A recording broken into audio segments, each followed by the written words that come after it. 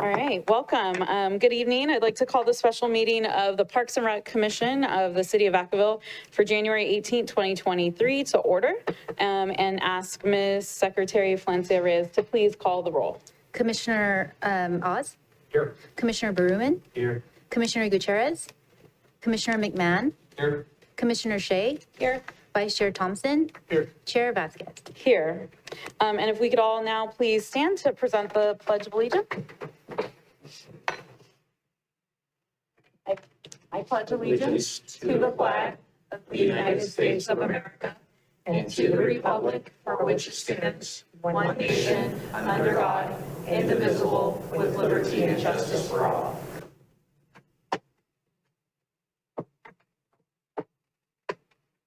Great, thank you, everyone.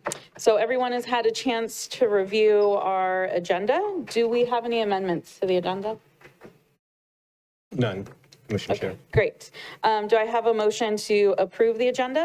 Motion to approve. And a second? Second. Okay, so motion by Thompson, second by Oz. All those in favor? Aye. Aye. Any opposed? All right, the agenda is approved. And we will move on directly to business item 4A, to receive a presentation of the top 5 commission ranked Parks and Recreation Master Plan projects and recommend that to City Council for review and explore funding opportunities. Director Hubbard, would you like to introduce this item? Yes, that was a mouthful. Uh-huh. Thank you, Commission Chair. Good evening, Commissioners. This item is a follow-up from your November meeting where we asked the commissioners to rank the top 10 projects in the Park and Rec Master Plan Action Plan, where we presented information on those particular projects. We're bringing them back tonight to bring more specifics to each project, the top 5 that you ranked. We'll bring the top 5 back to have a further discussion and to have the council make a recommendation for the council to consider those projects for funding. So Nemo Gonzalez will be making the presentation. All right, thank you, Nemo.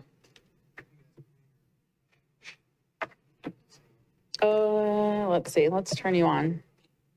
There you go. All right. Good evening, Commissioners. Thank you all for being here for this follow-up meeting. I've got, unfortunately, over 30 slides, so let's get started. I'm going to begin with a brief recap of our staff's approach for tonight's presentation. Staff is relying on the nearly 10 years of community outreach conducted from 2011 to 2021 in preparation of the 2 documents that help guide our city of Vacaville evolving park and recreation needs. These documents are the Recreation Needs Assessment published in 2013 and the Parks and Rec Master Plan published in 2021. A wide range of tools were employed in the preparation of these documents. Staff went through the raw data and generated a list of the top park and facility wants and needs by the community. Staff then evaluated the projects that were in the Park and Rec Master Plan that most closely aligned with the needs of the community. And this brings us to our November Commission meeting where 10 projects from the Park and Rec Master Plan were brought to you for your consideration. After a robust discussion, your prioritizations of the projects were as shown on this slide. Our intent had been to bring back the top 3 projects.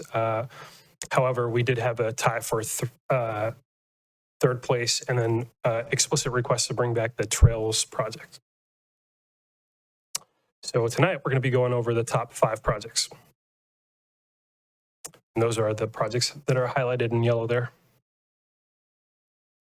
So at our previous meeting, there was some discussion about Park and Rec facility distribution. And so one of the things that I put together tonight with the help of Park Planner Hesterman and our GIS department was a few maps that have our current inventory for each of the classifications of the projects that we're considering tonight, which are parks, trails, and facilities. Each of these categories has their own development guidelines, and I've prepared a few slides so that the commission better understands the development process. Facilities consist of buildings that house recreation programs operated by the Park and Rec Department, and they include things like the neighborhood centers, the senior center, the community pools, and the theater. There are no standards for service radius and service goals for the facilities. Our driving principle for these are to serve as many residents as possible.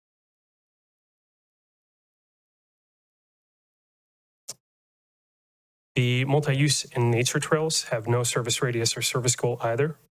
All of our formal nature trails are currently located in and around Lagoon Valley Park, but other accessible open space is available for development.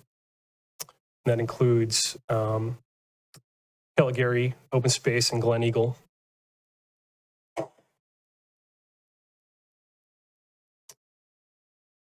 Our park service level standards are as follows. Neighborhood parks have a service radius of half a mile and a service acreage goal of 1.8 acres for every 1,000 resident.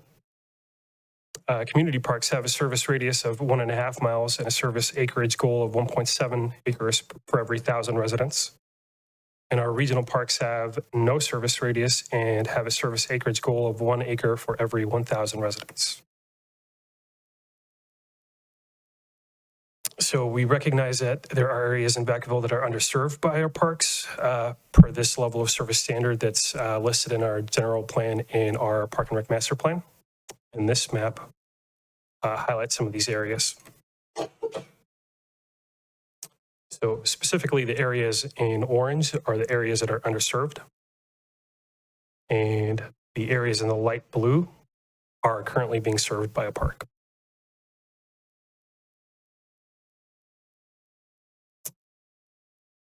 And with that background knowledge, I'm going to get started on the first project, which is the Davis Street Gymnasium, also referred to as the Skate Center.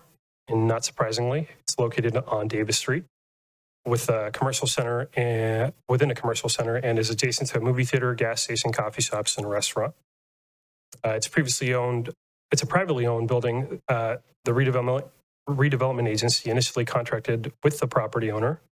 The agreement was transferred to the successor agency once the redevelopment agency was dissolved, and the successor agency is a separate legal entity from the city.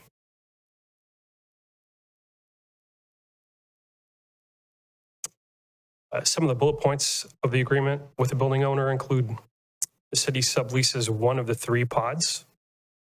The sublease expires in November of 2025. The agreement gives the city the option to buy the leased pod. And the agreement also gives the city the option to buy the entire facility.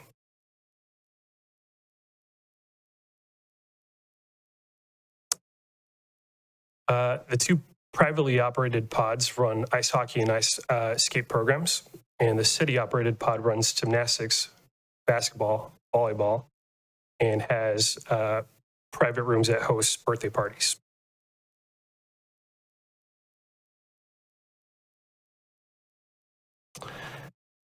So I've got some one-time investment costs, and that's the development and for the Davis Street, the procurement costs as well.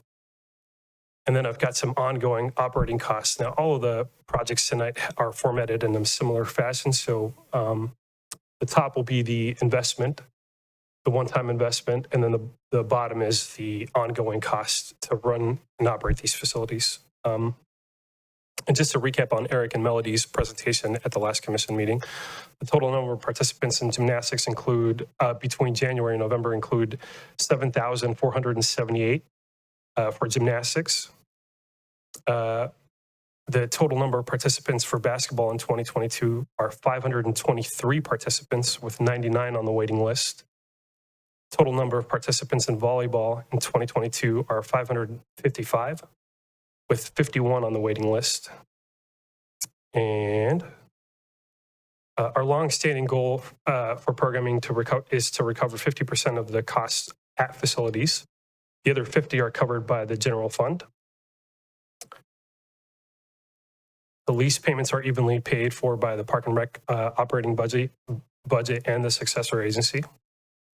And the programming budget division for this particular facility is gymnastics, adult sports, youth sports, and all costs are paid for by the general fund and recovered during programming.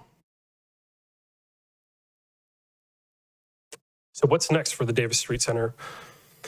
We've got three options. One, we can renegotiate the lease once it expires in 2025.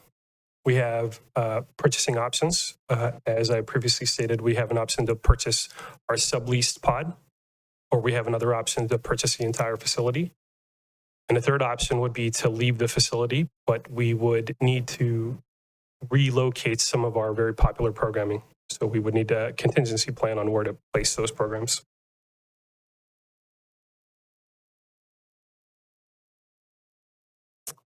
The next project on the list is Nelson Park Revised Master Plan. And Nelson Park is a community park that was originally master planned in the late 80s and constructed in 1990 to have 108 parking stalls, play structure, informal trails, benches, and 2 lighted softball fields. It actually was originally master planned to have 3, but one of the fields was overlapping with the school property, and so that wasn't ever executed. And when the department tried to go back to the school district to build that third field, they were no longer interested in having that shared use. So this new effort came about. The Nelson Park Master Plan was revised in 2019 and brought to the Parks and Rec Commission, where it was approved with the following proposed amenities: 51 added parking stalls, inclusive playground, water play area, mini ball field, a fitness station, an enhanced entry, picnic shade structure, and 3 pickleball courts.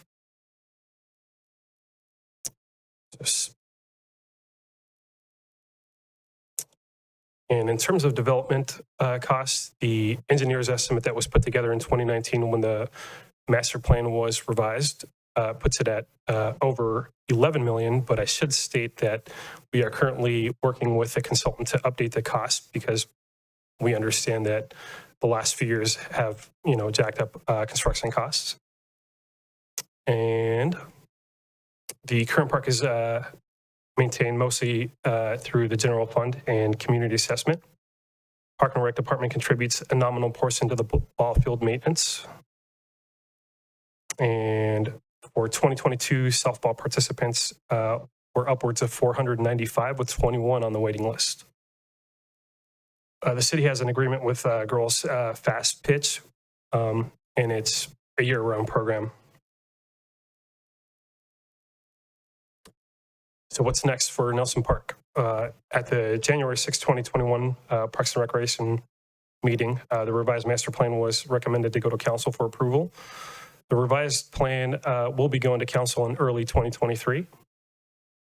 And we are currently working with our design consultant, as I stated, to update the presentation and update the costs and put together a phasing plan for construction. And as part of this effort, we're going to have an updated construction estimate,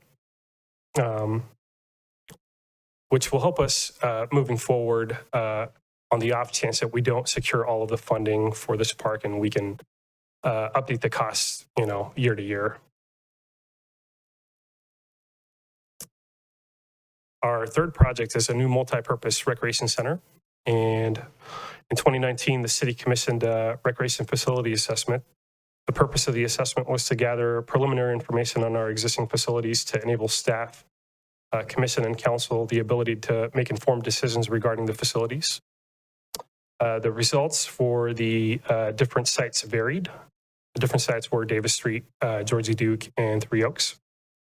Of the 3 facilities assessed, the 2 that provide active sports programming, the Duke and Davis Street Center.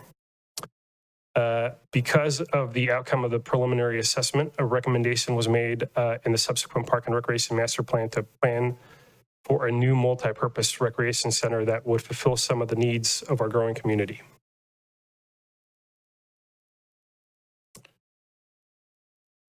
Right. In terms of programming at a new facility, the Park and Rec Master Plan estimates that the facility will be anywhere from 50 to 70,000 square feet, but the final programming will determine the final size of the facility. And while a tentative site is listed as Centennial Park, other sites could still be an option. Generally, staff recommends an existing site owned by the city for fiscal reasons. In preliminary discussions, staff has recommended potential programming elements that are listed here. Now, I'll state the obvious. The benefit of using an existing facility that the city owns is that we won't have to spend any of the funds on land procurement. So the development cost that's stated in the Park and Rec Master Plan ranges from 40 million to 60, largely because we didn't settle on a exact square footage because that'll be driven by the programming needs. So if the programming needs are similar to what we currently have, which is basketball, volleyball, we anticipate that it'll be anywhere between 50 to 70,000 square feet. And some of the operating costs that we put together, we actually were able to get from a pro forma that was put together by the Elk Grove CSD. They're currently building a new rec facility that is out to bid right now. So I did reach out to my contact at Elk Grove yesterday, and she said that they're 2 weeks out from getting a final cost. Their facility is going to be 56,000 square feet, and it's going to be located at an existing community park. So these aren't based on nothing. They're tangible and were put together by a consultant, but not anybody that we hired.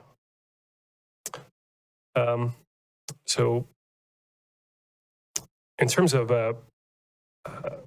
assumptions that we've made, gymnastics would be moved from Davis Street to the new rec center. Volleyball is a current demand, and it has a waiting list. We also anticipate that there might be an option for membership and admissions for weight rooms or dance studios or anything along those lines. As previously mentioned, the Park and Rec Master Plan identifies Centennial Park as a possible location for the new multipurpose rec center due to its central location within the city. A current effort to wrap up the Centennial Park Master Plan includes such a facility and should be wrapped up in 2023. Regardless of the final location, we are in need of a funding mechanism for environmental clearances, entitlement, and construction. Now, these exhibits here that I grabbed from that Elk Grove effort. So this is their facility that they're building.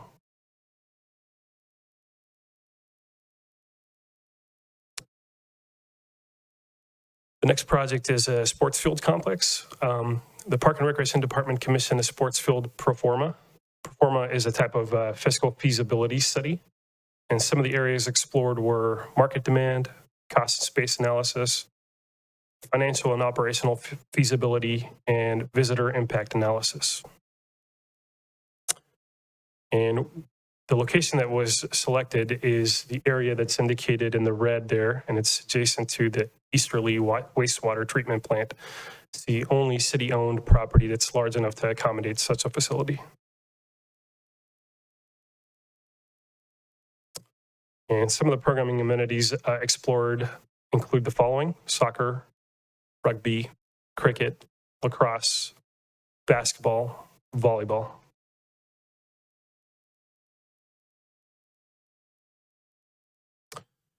Now, I want to highlight some assumptions that were made by the pro forma.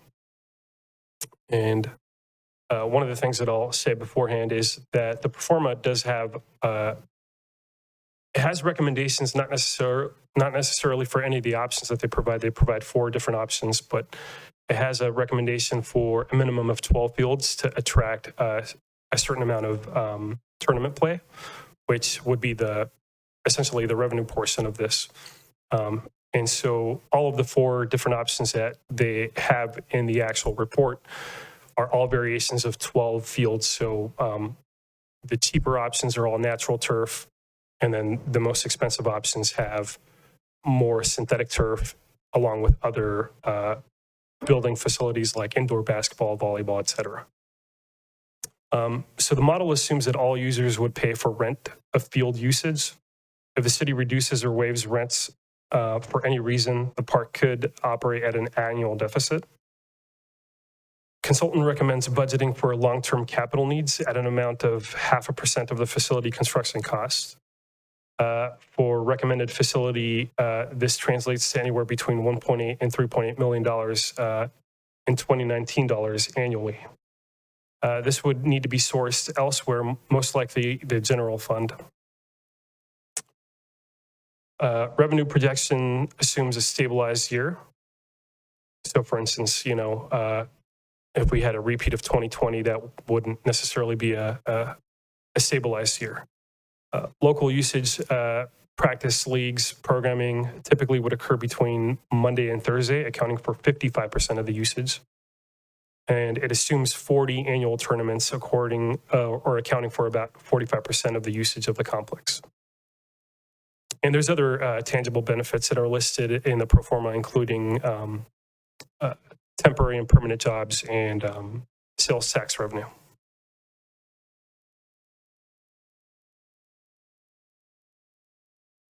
So what's next? There's been other folks who have been interested in that site. And so one of the things that we would need to, do first would be to make sure that we secure the site for this particular purpose. We would need to secure a funding mechanism. Like every other new development project, we would need to go through an environmental process for the land and construction plans, entitlements, and actual construction. I should also say that the pro forma assumes that all of this would be built at once. So anytime you phase a project, there would be duplicated costs to get equipment out into the field, to have different permitting efforts that occurred. So any fees associated with construction drawings would be duplicated. And our last project is a trail and trailhead improvement program. So the city has over 17 miles of well-used, multi-use, and nature trails. The city also has a significant inventory of trails that are only partially documented. The city has over 2,000 acres of open space, but very little in the way of formal trailheads, mapped trails, and adopted rules for the use of the areas.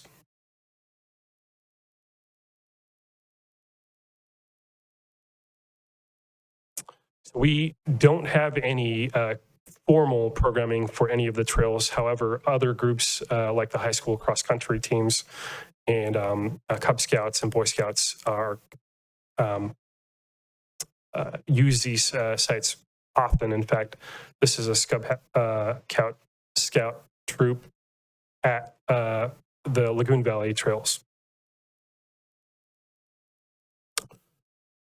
When it comes to development, the city has recently adopted DIF that includes a provision for additional trails and trailheads. And because the collection of the funds are solely reliant on new development, there is no horizon on when we are going to have enough money to execute any new trail projects. But we now for sure have a funding mechanism that will kick in mid-year this year. For the purpose of the presentation tonight, we're going to define trail development as follows. Multi-purpose trails are paved with hardscape and serve a multitude of uses, including hikers, walkers, joggers, bicycles. Nature trails, these will be unpaved paths within our designated open space that can accommodate hikers, walkers, and joggers. And trailheads are a strategic access point to trail systems that it could include parking, security lighting, drinking fountains, seating, signage, and where feasible, restrooms.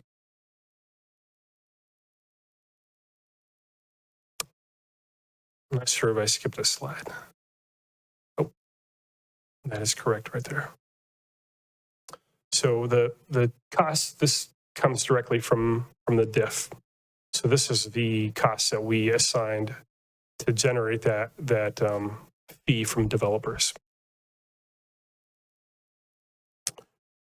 We recognize that there will one day be funding for trail and trailhead projects, and that'll come from the DIF. And we offer an alternative to actual funding of trails, signs, and trailheads.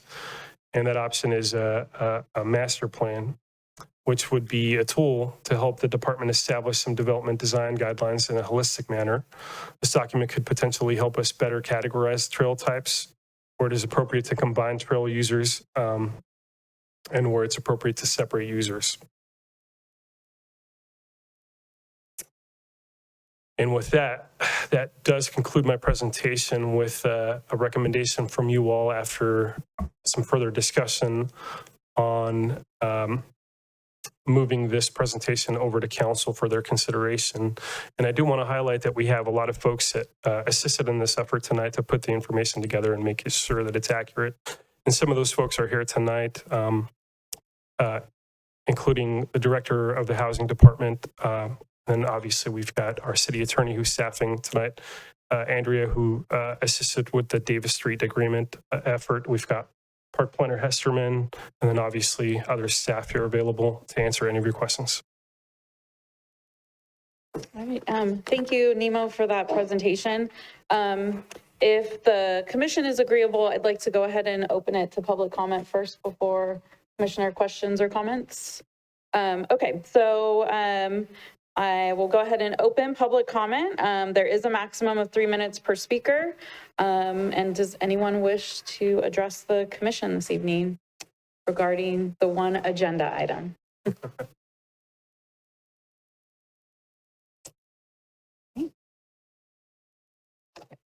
And you'll have your timer right here that you'll be able to see. I won't So speak 3 that minutes. long, no worries. I'm Joan Marquand Wilsey. I have lived here for about 17 years or so.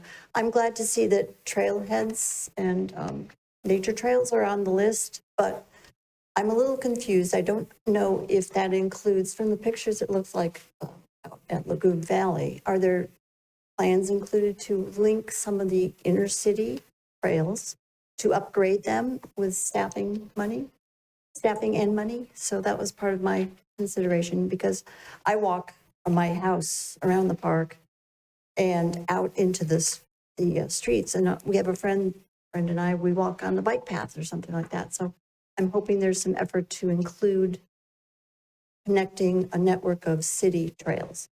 Thank you. Thank you.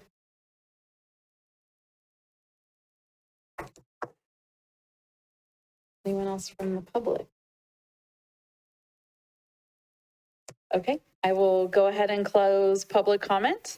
And just for the record, would like to acknowledge that Commissioner Gutierrez is here in the meeting now, since she wasn't here during roll call. I will go ahead and open it up to commissioner questions and comments. I'd like to go first.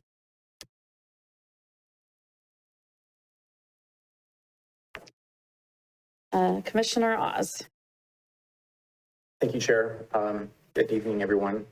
Boy, where do I begin? I have a lot of questions and a lot of thoughts to share. Any thoughts that I share certainly are my initial thoughts. I certainly want to gauge, have a group discussion about it. But let me see. One of the first thing I'd like to just say is, with respect to the Trail and Trailheads Improvement Program, I really just think, because that was one that was the top priority in the needs assessment. It is, it really touches all of the community. So it's not different age groups, and so everybody can enjoy the trails. I think Lagoon Valley is really the gem of the city. Some of the improvements are all very low cost. And so it just seems to me to be one that, compared to the other four, to me seems to be a no-brainer of one that we would move forward with. I'm encouraged that the Park Impact Fee Program now has a component for that effort. That's only going to be able to be used for expansion of those trails, but I think rehabilitation of the existing trails and everything else would be relatively low cost compared to some of these others.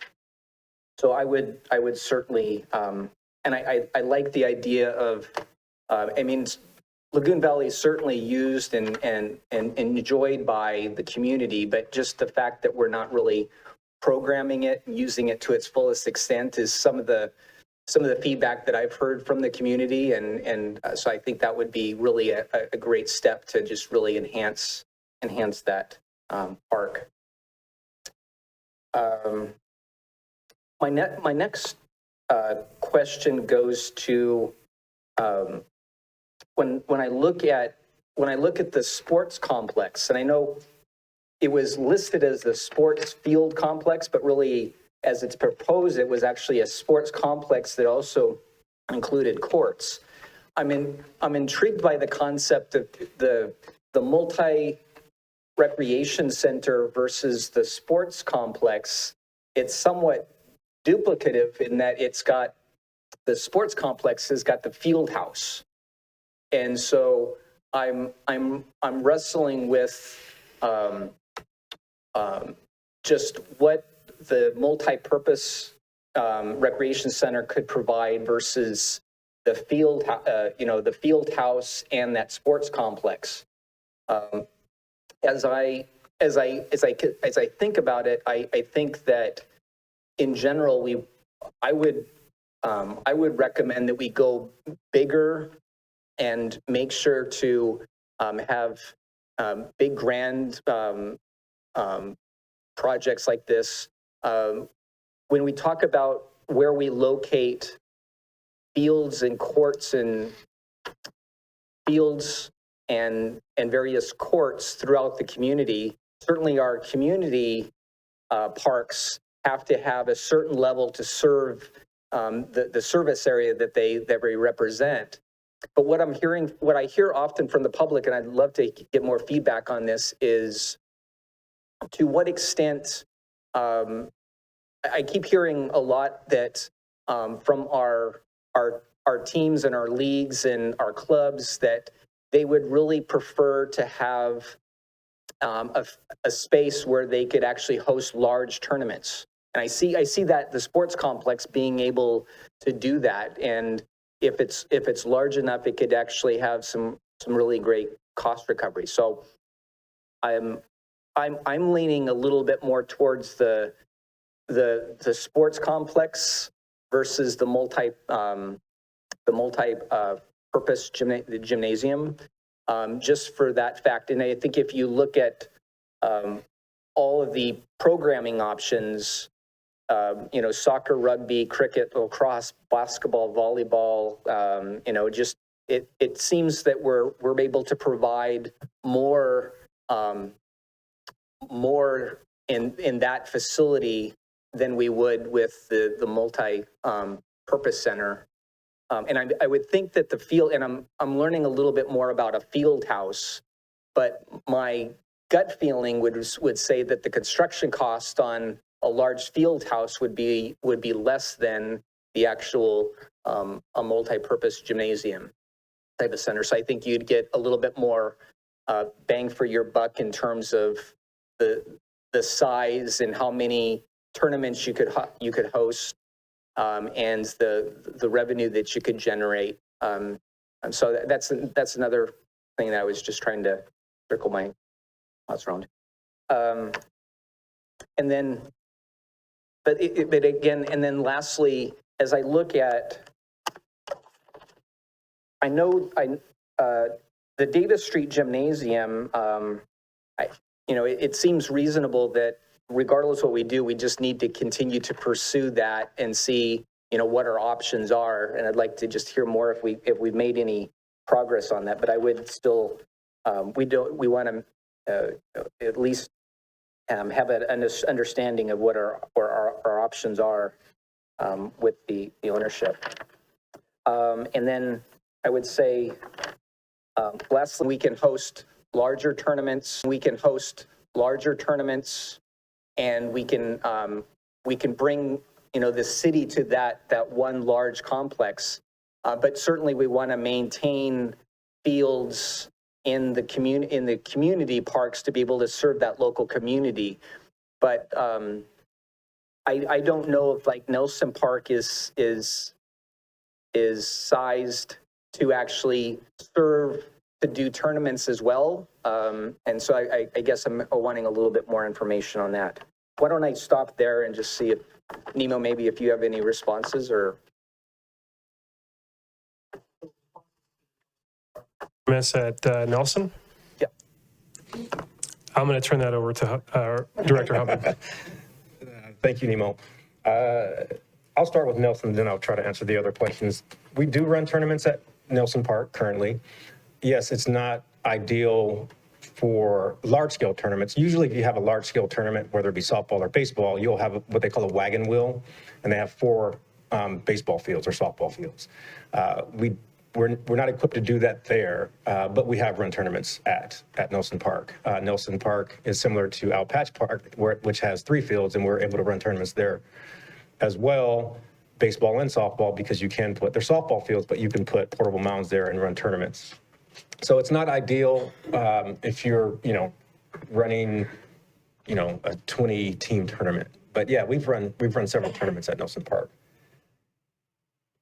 The Davis Street options, you asked about that, and we've been meeting with our city attorney and our legal folks, and that is a can that we can't kick down the road any longer. So we're going to have to make a decision regardless of what happens here, and regardless of what happens at the council meeting next. We're going to have to make a decision in 2025, right? So either we're going to have to continue to lease or purchase the building, as Nemo said, or purchase the pod or purchase the entire facility. So I think regardless of what happens here, we're going to have to make a decision regarding the Davis Street, and we're not prepared right now to move programming. So worst case scenario, we'll have to renegotiate a lease and continue programming at that site. So we have been looking at that. We've been unwinding that contract with our legal team just recently. And you talked about the field house. The difference between the field house at the sports field complex and the multi-purpose facility are the amenities inside the facility. When I say amenities, the field house is typically is just a big barn type house with maybe a couple basketball courts. The multi-purpose facility would include space for programming, including classes like Tai Chi, karate, some of the things that we run at Three Oaks, some of our other facilities, where you'll be able to expand those programs. And so it's not totally apples to apples. I mean, you can run basketball; those are similar, but the field house is totally different than what we would be able to operate at a multi-use facility where we have waiting lists for some of our programs. So I hope that answers most of your questions right now. And just one other observation, as I compare the multi-purpose recreation center versus the sports complex, and particularly that field house, it's fair to say that the rec center is a one-time project that's very expensive that wouldn't be able to be phased. But I would anticipate the sports complex could be phased over time, adding more outdoor courts and facilities, adding the field house, and Yeah, that's true to an extent. If the multi-use indoor space was funded, it would be a phase of Centennial Park because that's the ideal space for it. And so it would be a phase of the Centennial Park master plan. Right. But yes, the outdoor fields could be a phased project. Correct. Well, I'm gonna piggyback on this discussion in that, one of the reasons that I made it a point to include all of the assumptions that the pro forma made was because it rendered a lot of that information essentially worthless if you don't follow those key points that it's making. And as I stated at the end of the presentation for the sports complex, it does make the assumption that wouldn't be phased, that would be constructed. So for instance, all of the financials that are included in terms of whether the project would be solvent or not assumes that it would be stabilized by year 3 or 4, I believe, of the complex. And so in order for the information in the pro forma to be correct for the sports complex, they don't, it's not like they make a recommendation, but they just assume that it would be built at once. So it would be one-time capital improvement. Yes, the new multi-use rec facility would be a phase of Centennial, but that project wouldn't be phased in that the entire building would be built at once. So I just want to clarify. Okay. I'll leave it there for now and turn it over to some of the commissioners. Okay, thank you, Commissioner Oz. I have Commissioner Shea next. Thank you. Thank you for all of the information. Like Commissioner Oz, it's hard to know where to begin. So we have still preliminary information about Davis Street, but based on what you guys have said this evening, I just want to like clarify the inevitability, right, of either purchasing or leasing is still going to necessitate repairs and or renovation of the facility, right?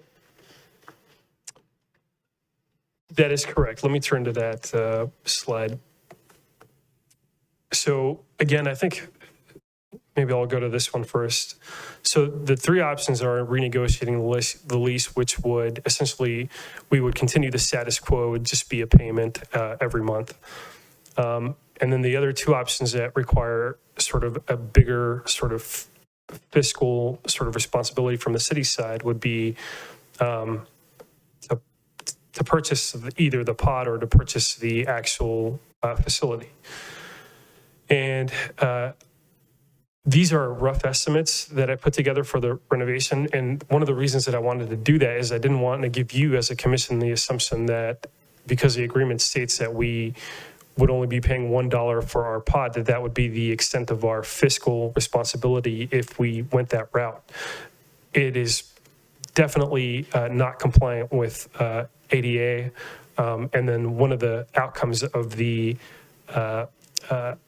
assessment that I talk about when I talk about the new rec facility was essentially we've been looking at improving our facilities for a long time, right? And we wanted to know the extent. And one of the sort of outcomes of that report that was prepared by the same consultant as a Park and Rec Master Plan, MIG, along with, they had a lot of sub-consultants because they're a landscape architecture firm and they had, you know, architects and HVAC folks and structural folks come out and look at the building. One of the outcomes of that effort was that there's a lot of unknown costs, including the roof, which is constantly leaking. There's cracks on the walls. There's, ADA improvements that would be necessary. And we just sort of, so that you better understand sort of the fiscal responsibility that we would have, I threw a unit cost at a repair. I'm not an architect, so I just want to make this number as real as possible, and saying that it's $1 would be untrue. We would likely need an investment of at least $7 million to repair the pod. So that would be the actual investment for purchasing the pod. And then obviously the facility, purchasing the entire facility, number one, the investment would be higher because in order to do that, we'd have to pay $3.4 million plus the remaining balance on the mortgage, along with whatever repairs are necessary for the entire facility.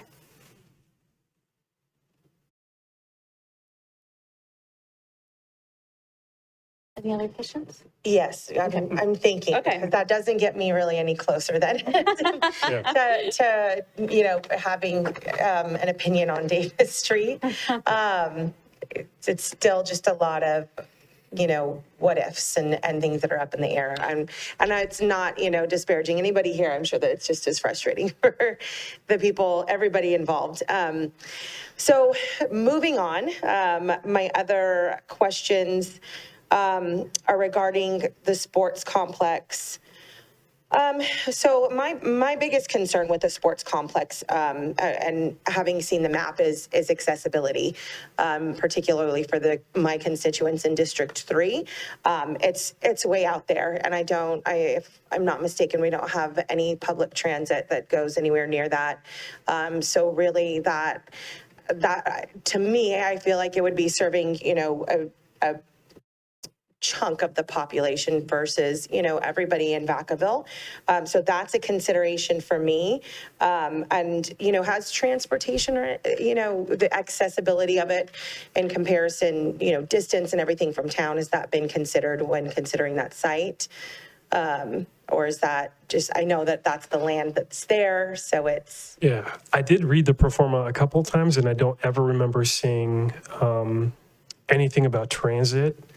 They didn't mention transit. They did mention, road improvements, if that was put out there, if we move forward with that project, because there would definitely need to be road improvements, road widening, but nothing related to transportation was mentioned. Yeah, and I should sort of elaborate too, again, the assumption was that even locals who use the field space would need to pay for it as well. So that's another type of accessibility, right? Right. And just, the cost of such a big, shiny facility too would drive the need for cost recovery, I'm sure. And, something that big just seems like by its nature would be inaccessible to a lot of people. So that's one of my considerations for that. So that would make me personally lean toward, the multi-purpose rec center, just because it sounds like it would be, in town and more accessible to more people. Although it does sound like they're very different projects. We just have a need overall for recreation facilities, right? That's just a need. So those were my initial considerations. One more thing that I wanted to know, and you likely don't have this information, but I noted that the 37-ish to 78 million-ish cost was based on 2019 numbers.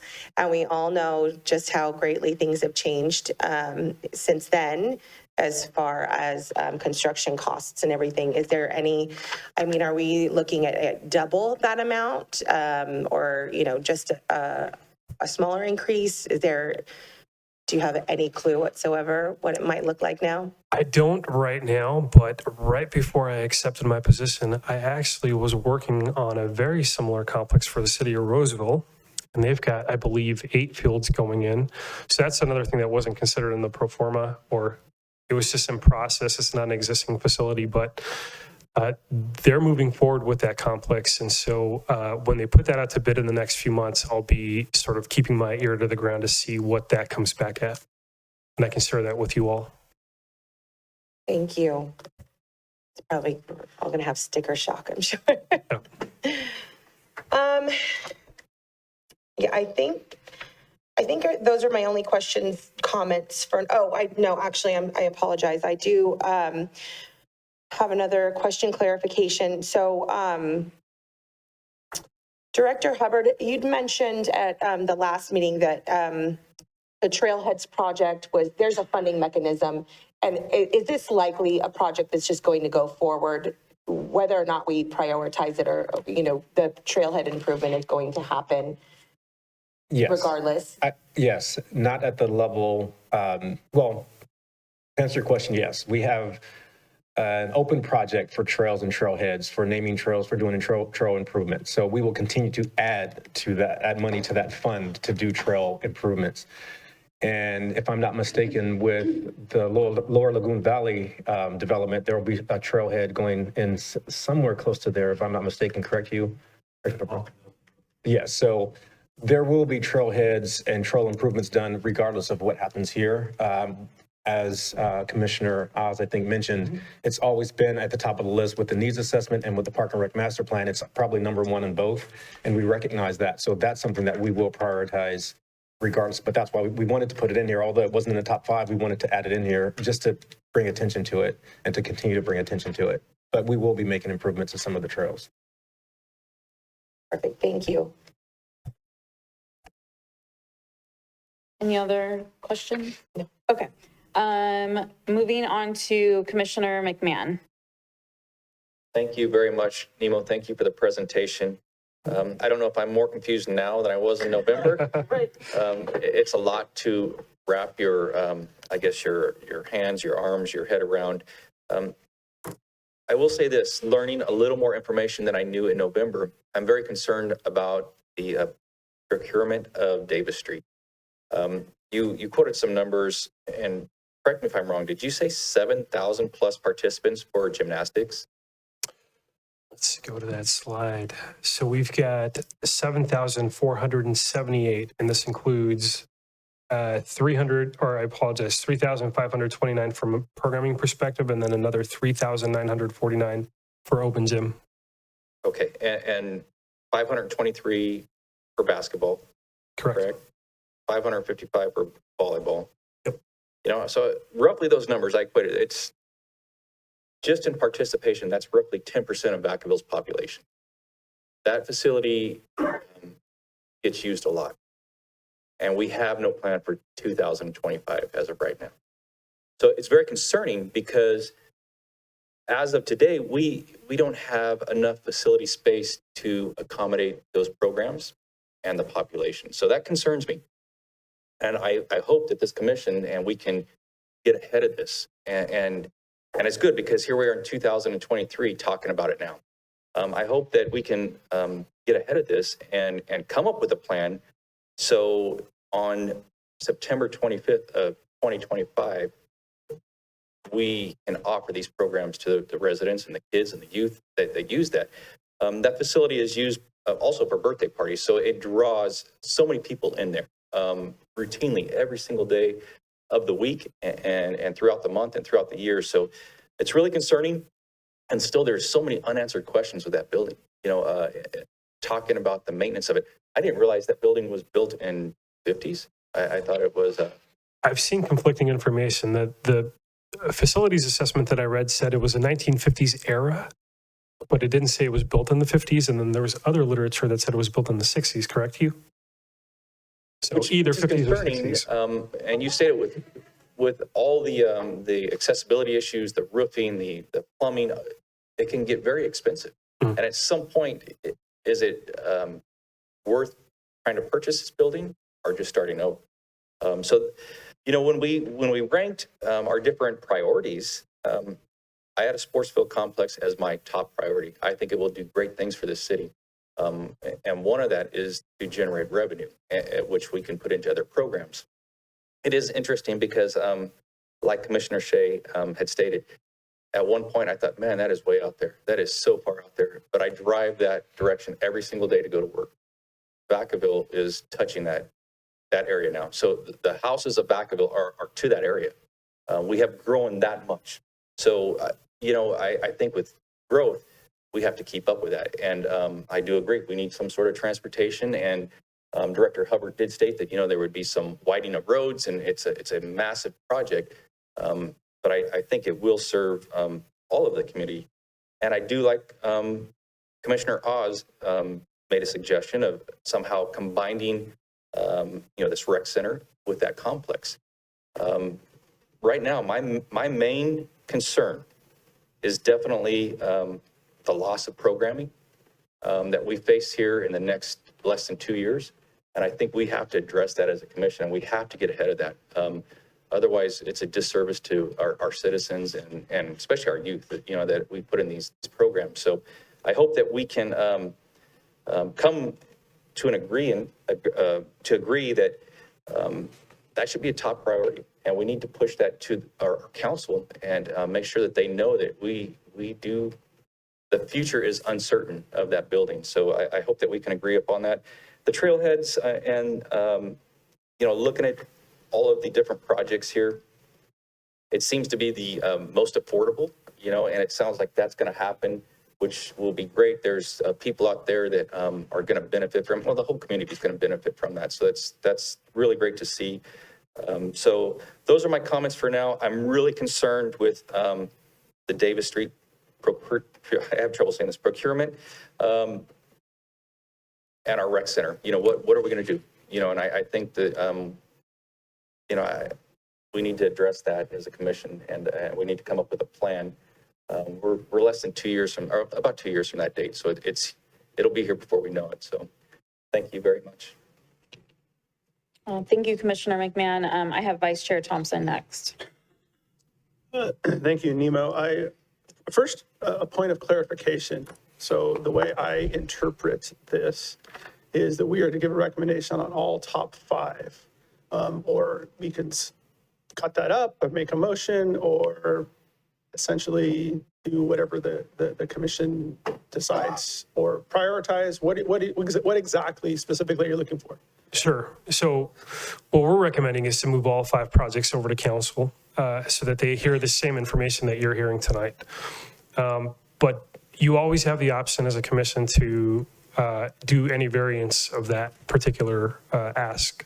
So you could ask that, for instance, we move 4 of the 5 projects forward to council, and we can consider that. All 5. Go for it. Excellent. Simple enough. Having said that, I look at, if I were to prioritize, because clearly there's need for funding and procurement of funding, I look at ROI.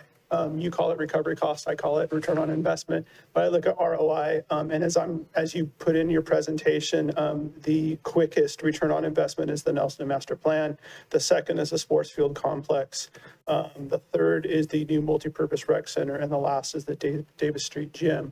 So if I were to prioritize, and then the trailhead has a different funding source, as we've previously discussed. So if I were to prioritize those four, that's how I would personally prioritize them. Having said that, I very much am in agreement with Commissioner McMahon that we cannot lose the Davis Street Gymnasium. That just simply can't happen. 10% of our population cannot be without programming. There's too much programming, too much revenue, too much use of that facility. So even though my financial hat tends to go ROI, and where do we recoup some of our costs the quickest, that would be an exception to me. So that is my perspective on that. I don't love the Victus proposal of the easterly location for the sports complex for a variety of reasons, mostly because I think that the ROI would be exponential. It would be more than is currently slated if it was closer to town. Taken into sales tax revenue, night stays, tourism, other things. If it was closer to town, I think it would improve the return on investment and improve the overall community's engagement, accessibility, all these other things. As has been pointed out, we are expanding it. We're closing that gap, but the hotel night stays, the shopping, the revenue, sales tax, restaurants, all of that stuff that makes Vacaville, it all comes back into our community, comes back to general fund. So I think that's an important aspect to take into consideration. I think that was part of that was included in the Victus study, but I think it was understated, in my opinion. My other comment about the sports complex, if you don't mind going to that one slide. I love the idea of multi-use. I'm a huge proponent of multi-use. Anybody who's listened to me get on my soapbox, I am multi-use, multi-sport, and I don't think that is 1, 2, 3, 4, 5, 6. I don't think that is entirely multi-use, multi-sport.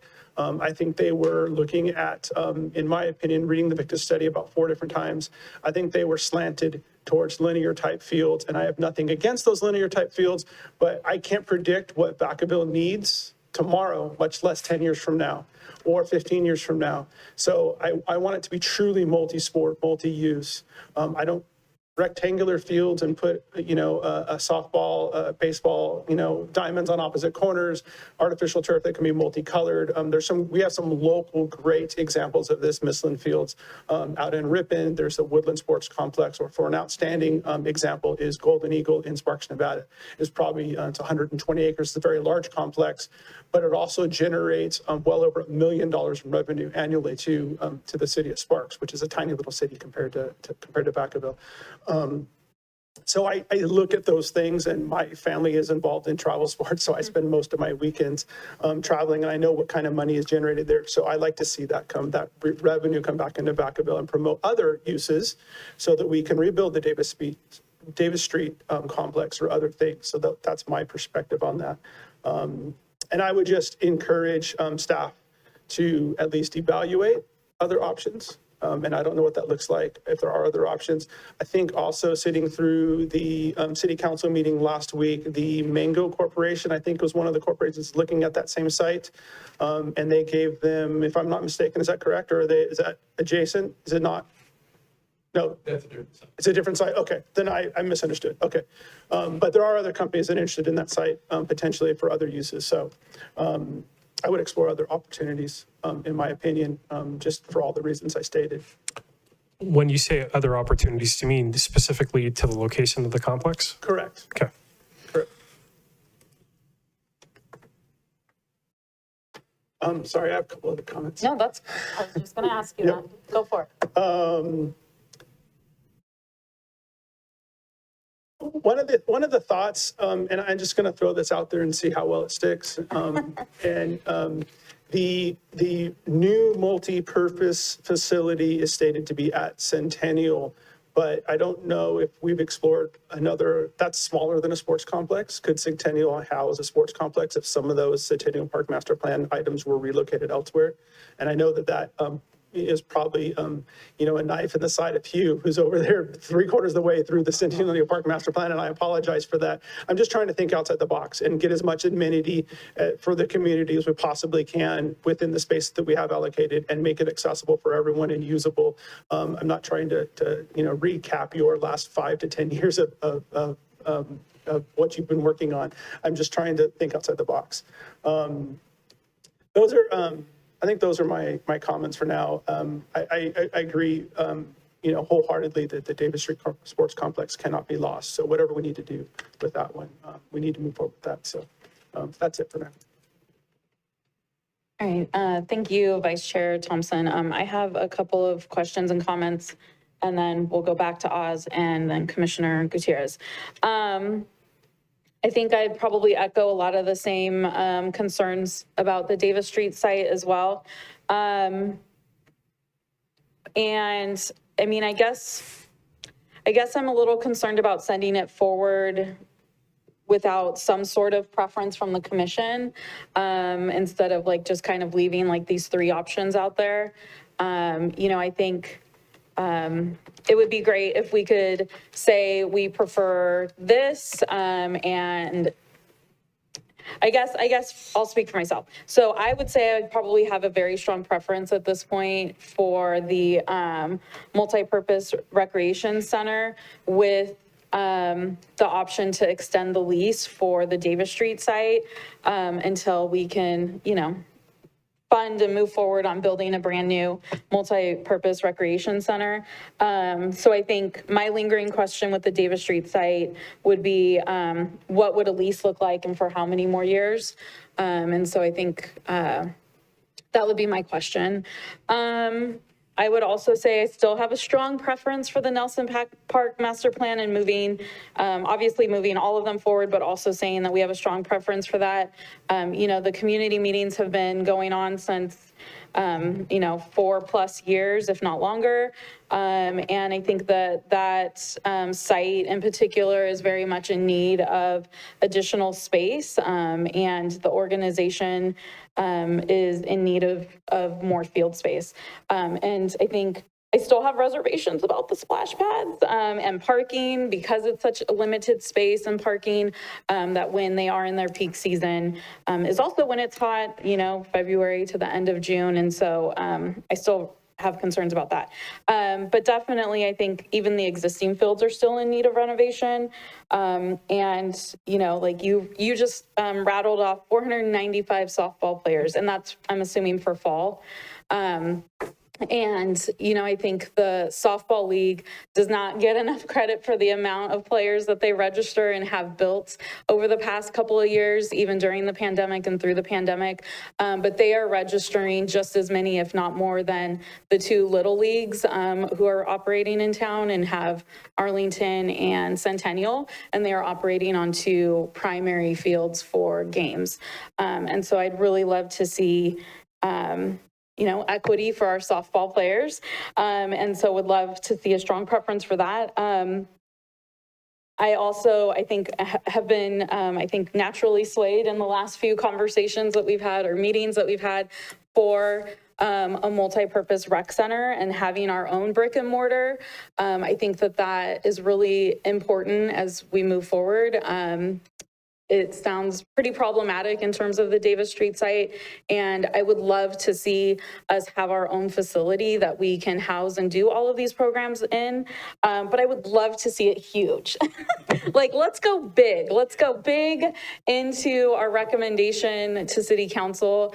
I mean, let's ask for a huge space. Let's get multiple courts that we can have different striping and different leagues or sports played on them. and that we can actually incorporate into programming and get our tennis community and pickleball community incorporated into our programmatic areas. I'd love to see an upper track for walking that we could have open gym like we have for open swim at Walter Graham. Those upper like track areas are amazing, and to have a nice indoor facility when it's, you know, raining for 2 weeks straight would be awesome. You know, we could incorporate rock walls and potentially indoor turfs, but just like going big, like let's go in big for this and try and ask for, you know, the sun and the moon and the stars and everything. And definitely, you know, I think there is a pitch for hosting tournaments on the sports field complex, but we could also be doing the same with an indoor facility with basketball and volleyball. You know, I have friends who have kids in basketball and volleyball, and Vacaville is not the place for basketball and volleyball. I mean, you have to go outside, you have to do tournaments, you have to travel, and that could be a potential option, I think, for us if we had our own brick and mortar. So, and just, you know, more programming for like active aging and therapeutic recreation. So I think that there's, I think a lot more opportunity in having our own brick and mortar recreation center. I think I have the same concerns and reservations that I think Commissioner Shea and Commissioner Thompson raised about the sports field complex in terms of location. I think some of those were also raised by City Council. And just being by a wastewater plant, and just the lack of accessibility to our own residents. It feels like we would be building something for the outside, even though I know that probably we would have, you know, our own internal groups using it. It would feel more like a nice and shiny object, like Commissioner Shea said, for the outside areas. And I think I also have just in general been concerned about, same as Commissioner Thompson, about the linear fields and not having any softball or baseball out there.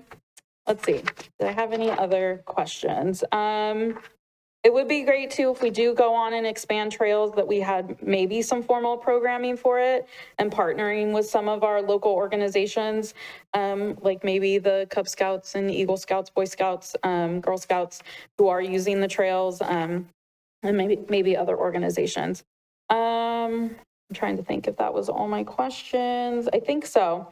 So those are my strong preferences, Nelson and the rec center. I'm gonna move on to Commissioner Oz. Thank you. One clarification, I know we've been talking about the pro formas and that some of these facilities could really contribute to the local economy through, because I've attended a lot of events in Los Banos, and you just see this contingency filling up the entire community and filling up the hotels and the restaurants. Do those performers evaluate that impact on the local economy as well? This particular performa does have a chapter on other benefits. So you're right that it's understated and maybe perhaps even a little bit conservative, but you know, when it's driven by the department and there isn't a direct correlation between that particular benefit and the department, I understand probably why they didn't go into depth with it. And it's probably one of the reasons why I mentioned it, but I didn't, you know, I didn't have a whole slide on that particular thing because it's difficult for me to draw a direct line between that particular benefit and us as a department. Although we do get a good amount of funding from the general fund, and we know that tax revenue is a big source of that. And so it does. It has, again, I would emphasize that the assumptions that the performa makes are important because it could go one way or the other. It has assumptions on, you know, how many jobs it would generate because of the acreage of the complex. And so at a minimum, it asks that we hire 10 permanent staff and then allocates a certain amount of money for temporary staff. It also indicates that there would be temporary jobs for construction. It makes assumptions on, because the assumption is made that it would need to operate at a minimum of 40 tournaments. It makes assumptions that some of those folks would be coming in from out of town and they would be spending on, hotel rooms or dinner or whatnot. So all of that information, while it's not robust, it is included in the pro forma. So it would seem to me that there's a lot of benefits from the sports complex in that respect. But my question goes to the multi-use recreation center. As that's been programmed, would that be able to hold similar tournaments as well and be able to generate that type of impact on the local economy? So one of the reasons that a pro forma was conducted for the sports complex is because we don't run that type of facility as a department. Most of it is for recreational purposes for the residents of Vacaville. And so, making a lot of money from the residents of Vacaville isn't the objective as a department. But we do want to recoup some of our costs to continue running the programming. But I think there's even a directive and a actual law that says that we can't make above a certain amount of money. So it's just not the way that the department operates. I guess, could it host tournaments to draw people from other communities? Yeah, perhaps? the language is loose on the Park and Rec Master Plan, and I think it is intended to allow some flexibility for us as a department to try to work through coming up with a program, right? So if we see a large demand for basketball, which we have this particular season, and we think that there is an opportunity to sort of expand on that, then we would go that route. But, to Mary's point, we've got a lot of very popular programming that is kind of in flux right now, and we need to kind of figure out, one, a temporary solution for that programming, but two, a permanent solution. So all of these efforts that have been happening within the department in the last 5 to 10 years, including the Park and Rec Master Plan and the facilities assessment, it's all been converging because we can anticipate that some of this is coming in the horizon, and we're trying to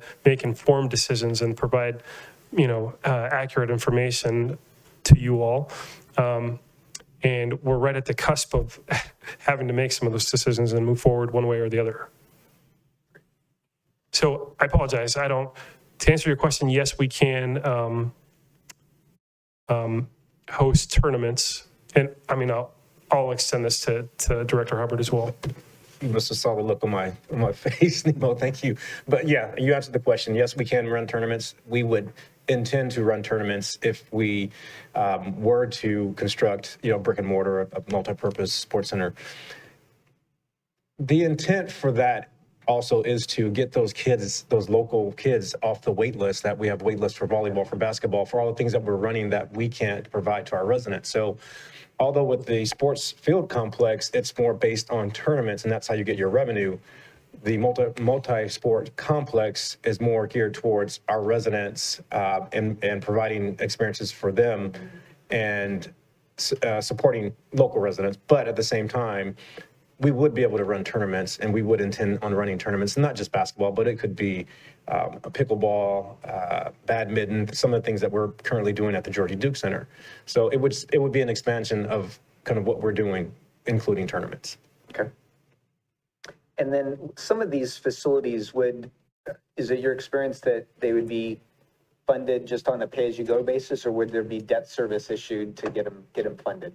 That's sort of a big consideration, probably more for the council than us, but. Are you saying for construction or for ongoing programming? Yeah, that's what we're going to the council with this information, yeah. And then just lastly, as we bring this forward to the council, I would think that we would want to try to prioritize the 5, rather than just move all 5. If we move all 5 of them forward, are they just going to prioritize them, or should we be prioritizing themselves? I would think we would want to prioritize the 5 somehow would be one of my suggestions. Well, we prioritized the 10, so when we got to the 5, so we wanted to bring the top 5 to the council for consideration. And based on this conversation, we'd probably have a little more detailed information for them as well, with the commission's comments as far as, what kind of came out of this particular meeting. So not that we would particularly prioritize them, but we would give them the feedback on what came of this meeting. Okay, thank you, Commissioner Oz. I like the convergence. I think the pressure is good. The time is now. We've got the Measure M funds. I did have a question. I don't know, and maybe Director Hubbard, you can answer this in terms of, I think we've talked about with other master plans having opportunities to apply for grants. Is that a potential opportunity for like the recreation center? Are there grants to help build recreation center? Absolutely. Oh, okay. There are grants out Okay. there. We're always applying for grants for particular projects. And we have a consulting group, California Consulting, who goes out and looks for grants for us. And if they see something that is eligible for the city of Vacaville, they come to us and said, you need to apply for this. So absolutely, we're always looking for grants to subsidize some of these projects. Okay, great. Thank you. I have Commissioner Gutierrez next. Let me open your mic. There you go. Thank you. I agree with everyone else. I feel like almost each of these deserve its own meeting, so it's so hard to cram all of this. Clarifying question. So it looks like for the sports field complex, that's the one that we're talking about would be out near the wastewater plant, but we haven't determined a location for the multi-purpose rec center. No, we have a tentative location identified as the Centennial Park site.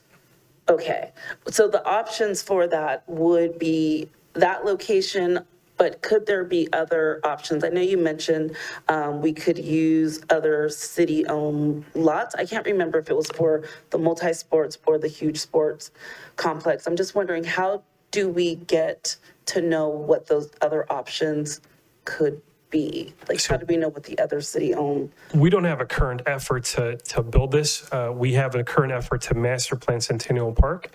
And that one definitely has an allocation, an amount of space for the facility and for the requisite parking. Okay. But we haven't explored as a department any other location, and in any location is an option that is available.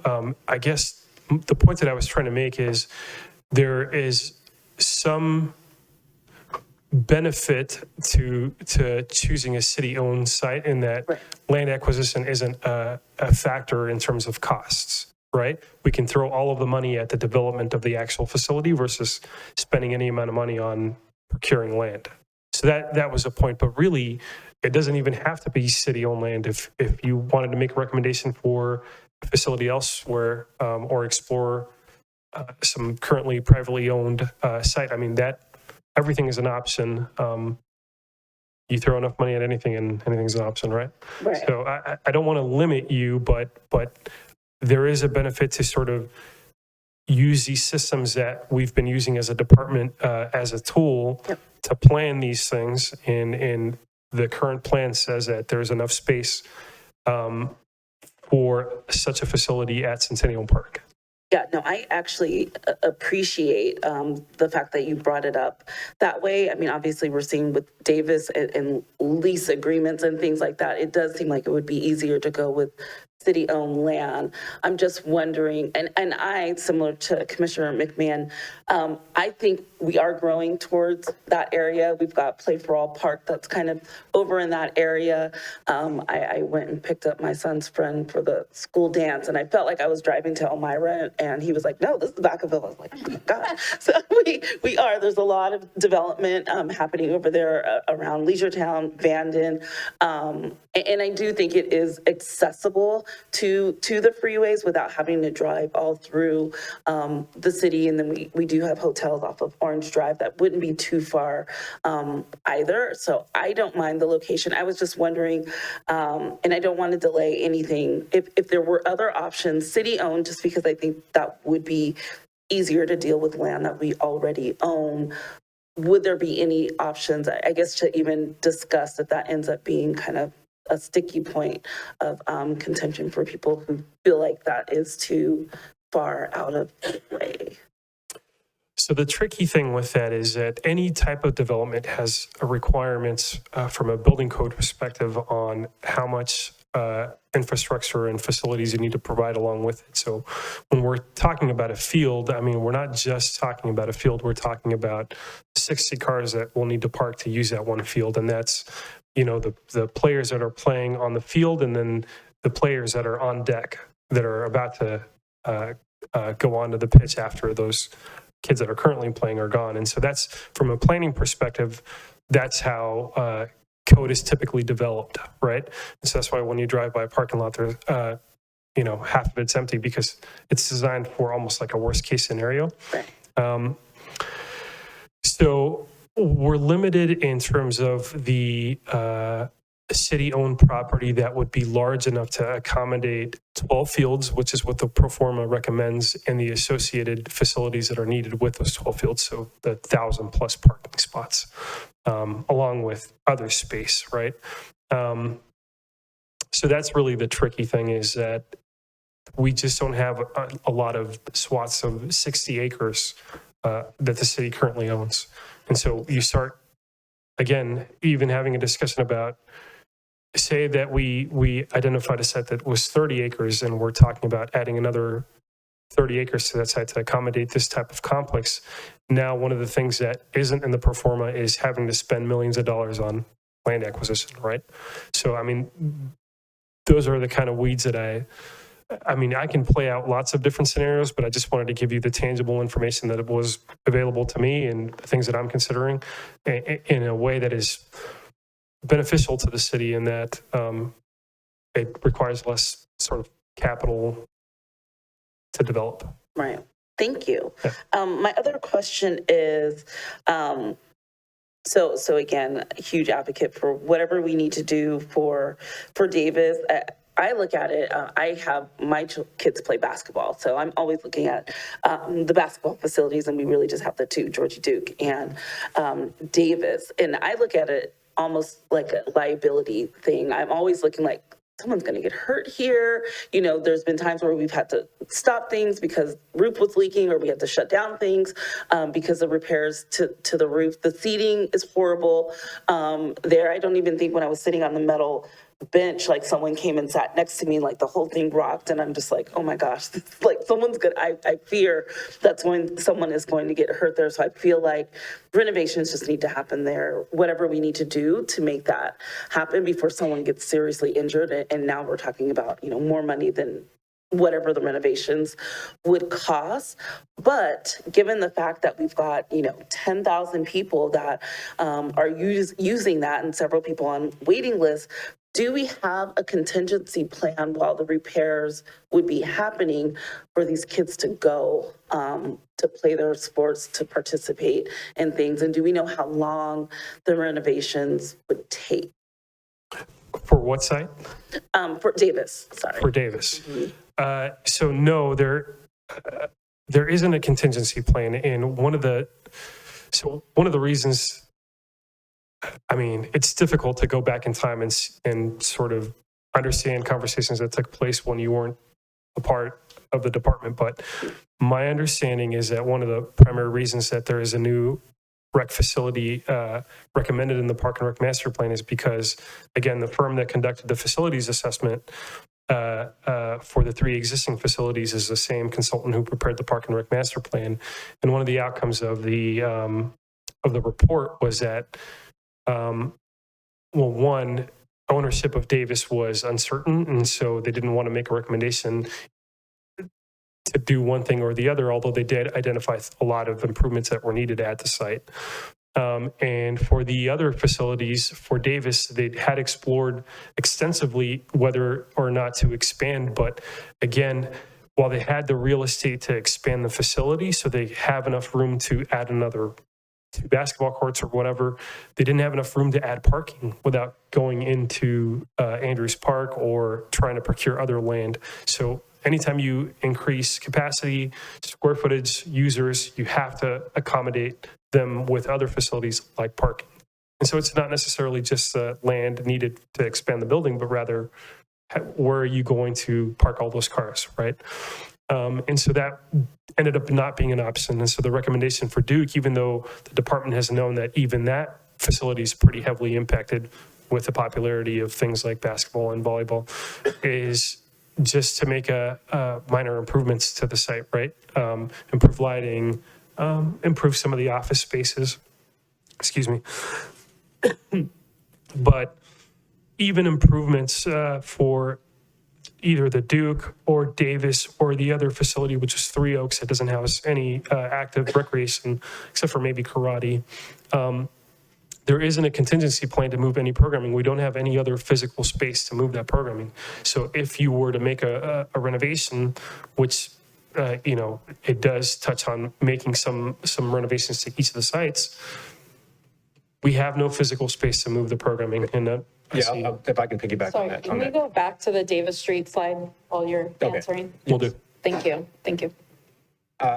There's no contingency plan for programming at the skate center, but we would heavily rely on the school district use. We have an agreement with the school district to use gymnasium space, right? So I think we would probably have, let's call it an out for some of our basketball programming.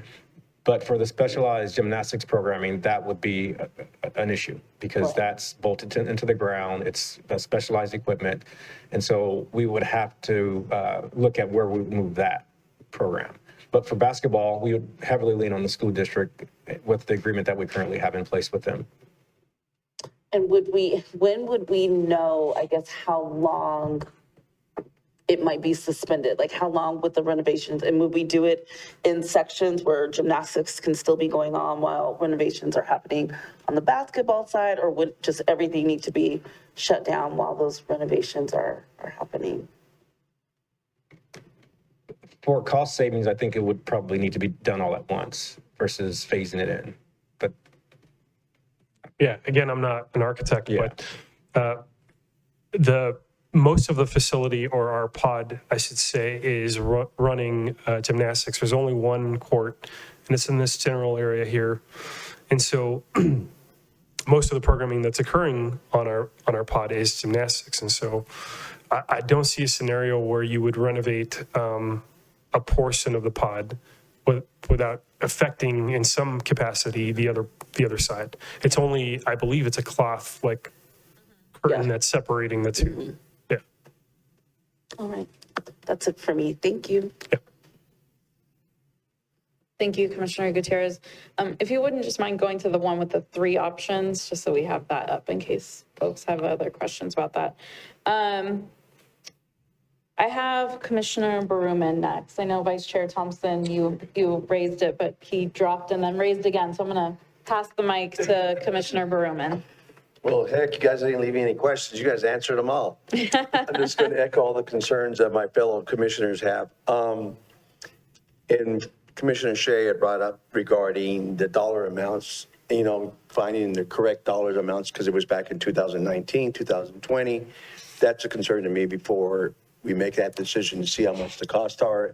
And the other thing is, Director Hubbard answered my questions regarding multipurpose. If we had to prioritize, definitely the multipurpose recreation center would be the top number one.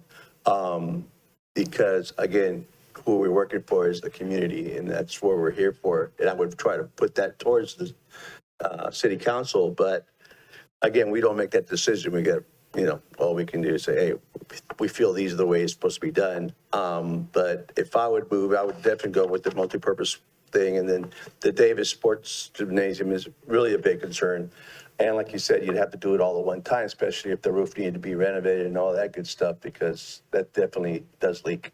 Because I used to go there with my granddaughter for volleyball. It's like, okay, you know what I mean? So, and then other things like as far as the trailheads, looks like from what Director Hubbard said, that was moving forward anyways, because you already had the signage and everything was moving forward.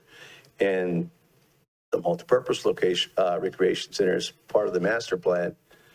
So, and it looks like Nelson might have to be left to the side for a little while longer, for me anyways. But I definitely look at the community, especially as far as, staff works with putting events on and having locations and people on the waiting list. That is a very big I've definitely put the multipurpose room in number one category to get it done.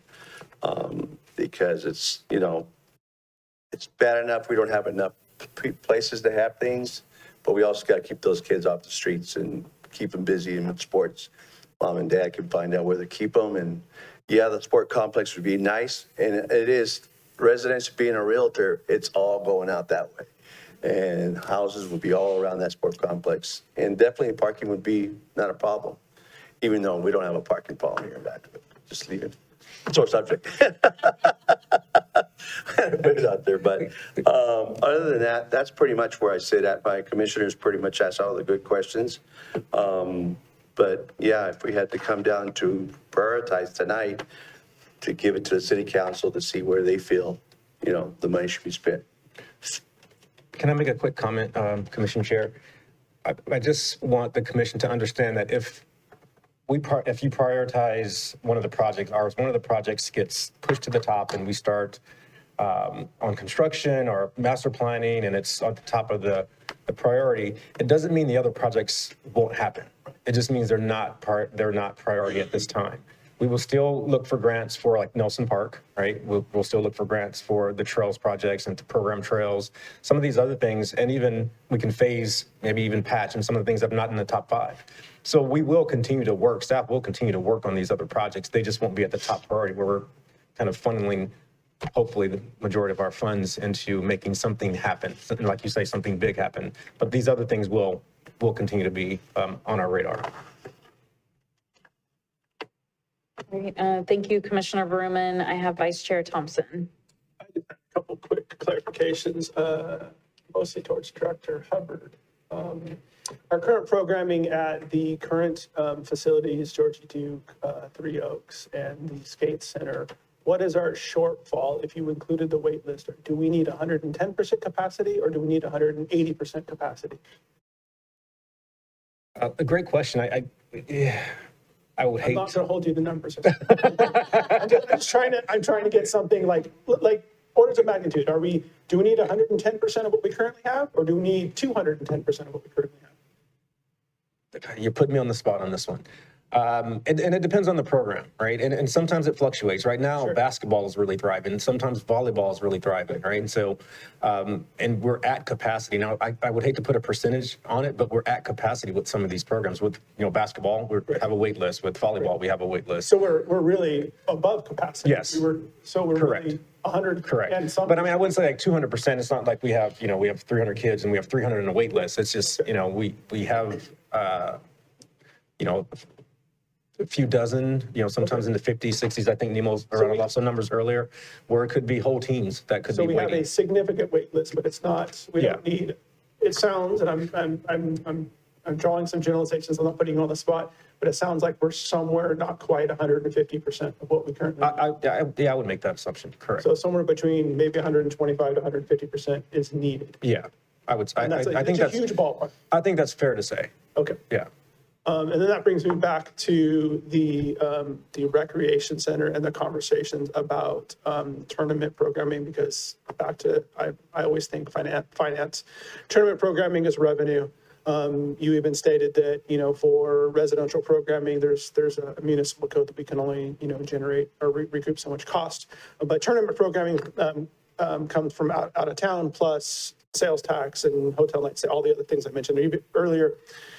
If we build a larger facility that is 50 to 70,000 square feet, do we double or triple our capacity of existing? And if we need 150, we have 50% extra. You see where I'm going with this? It allows us the opportunity to generate an additional ROI, or return on, or recovery costs, this is the term you used, and then tag team with that. Has any formal pro forma been done on that multi-purpose recreational center? I know you said you looked at an Elk Grove facility that sounds very similar, but there's no formal performer that's been done to see what kind of ROI would be generated from that type of facility. That's correct. So a lot of the information that I used to base my presentation on today, I wanted to be real and tangible. And I appreciate that. Yeah. We as a city have not conducted a performance, and so I found one that is in a similar sort of demographic. It's close to Vacaville. It's current. It was done within the last 3 years. It's actually out to bid right now. They'll get the bids in 2 weeks, and they'll know exactly whether the pro forma was, the engineer's estimate was about right or under. I believe for the 56,000 square foot facility that they're building, they had estimated in 2019 that it would cost 26 million. But my understanding, and again, this is the gal who's my contact there, we used to work together at a consulting company, and she said that all of the development projects that they've had in the last 2 or 3 years have been through the roof. So all of them have gone over. She just doesn't know how much over it's going to go. So they anticipate it's going to be more than 26 million. They just don't know where it's going to land. And one of the recommendations that the Park and Rec Master Plan does for our a new multi-purpose rec facility is having a programming study.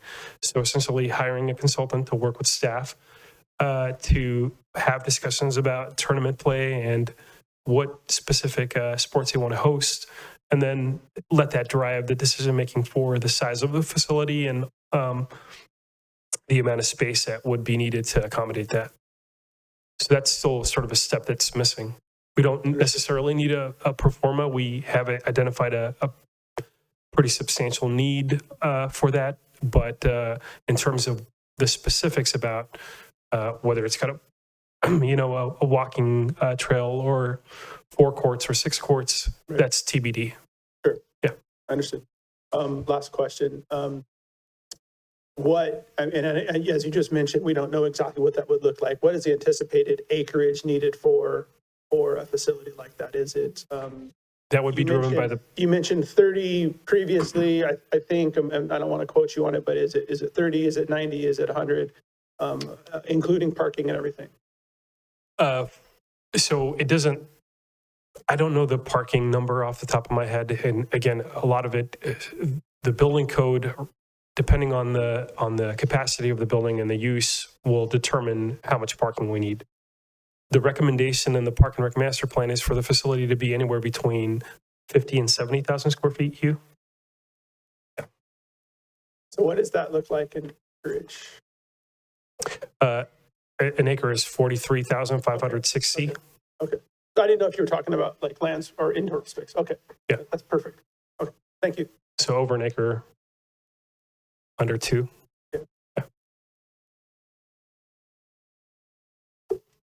Thank you, Vice Chair Thompson. Any other commissioner questions or comments?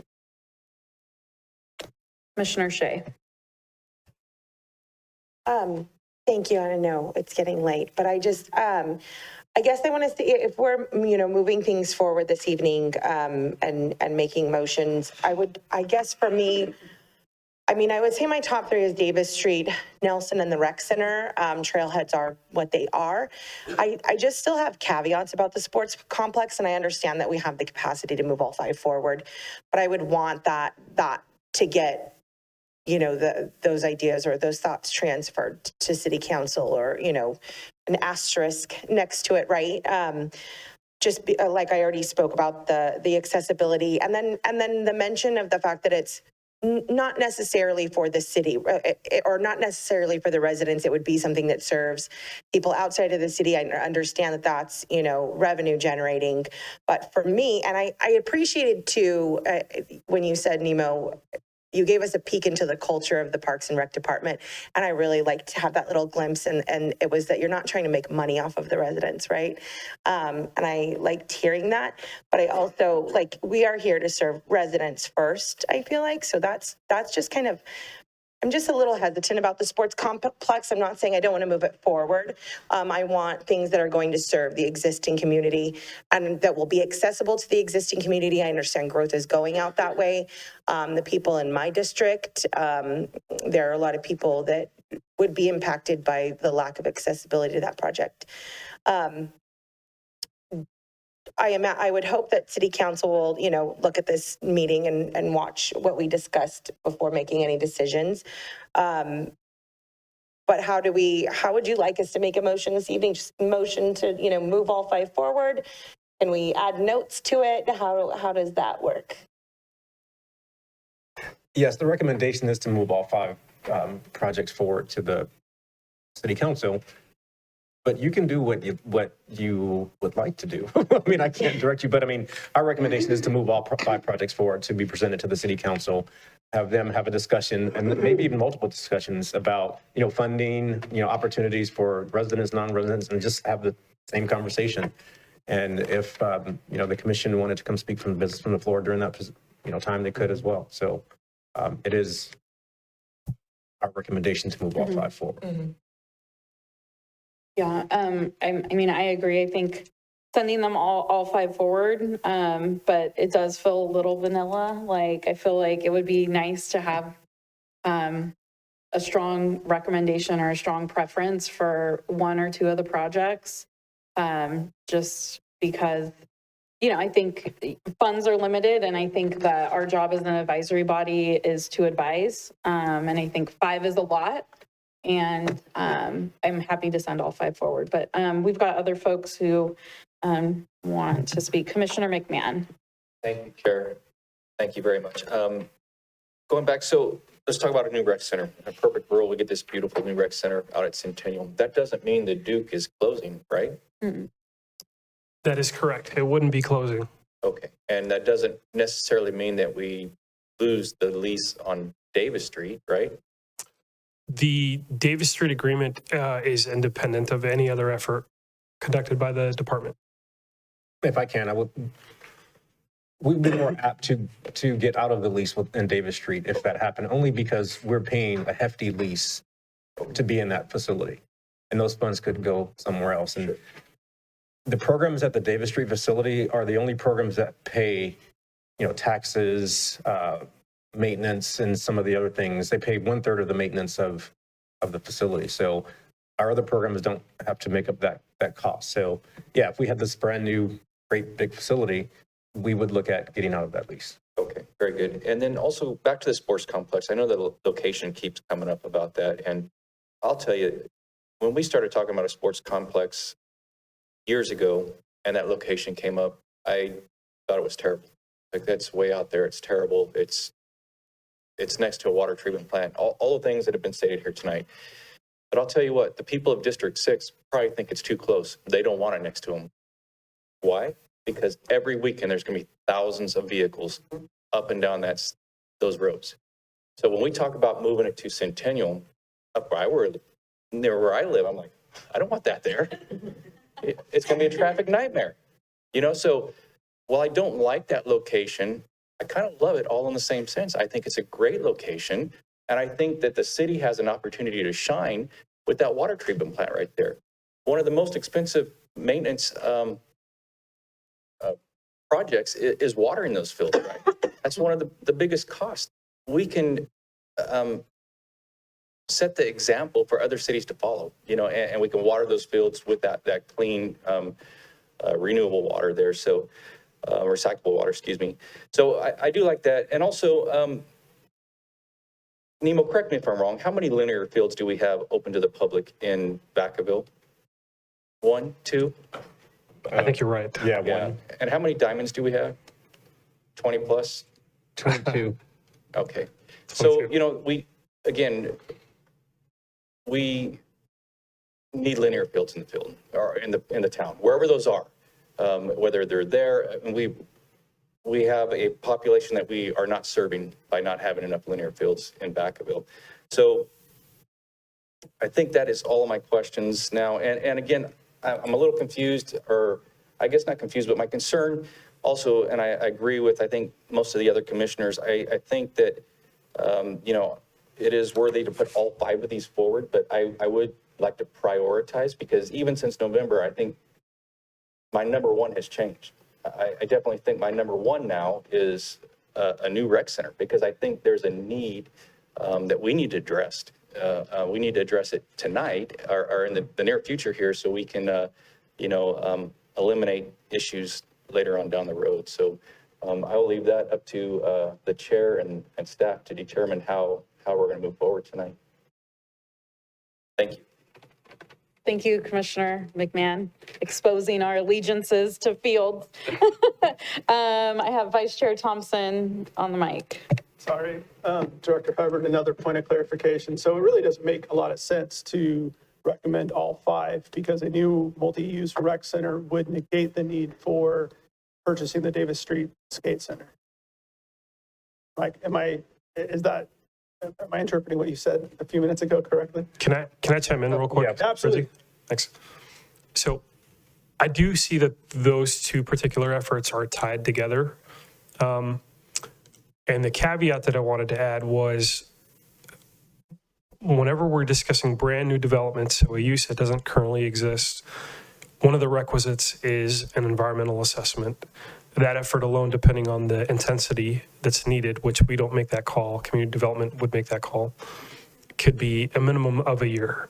And then that precedes construction documents, and it precedes putting it out to bid, and it precedes, so what I want to say is, while I do see that those two are related, I see the Davis Street facility as almost our only option for a contingency plan to keep the programming on a temporary basis, whether that's renegotiating the lease or purchasing just our pod and investing in repairs for that particular portion of the facility. But I would just be inclined to advise you not to make a recommendation to abandon Davis Street because we don't have a plan to move any of that. That's the clarification I was trying to wrap my head around. And so it really doesn't, if the city purchased the Davis Street Skate Complex and then built a multi-use recreation center, then what would we do with it? It would be sold off, or, we would be 5-10 years down the road, be looking at surplus capacity. If we purchase the entire facility? Correct. Or just our pod? Which was one of the options, purchase the entire facility. Yeah.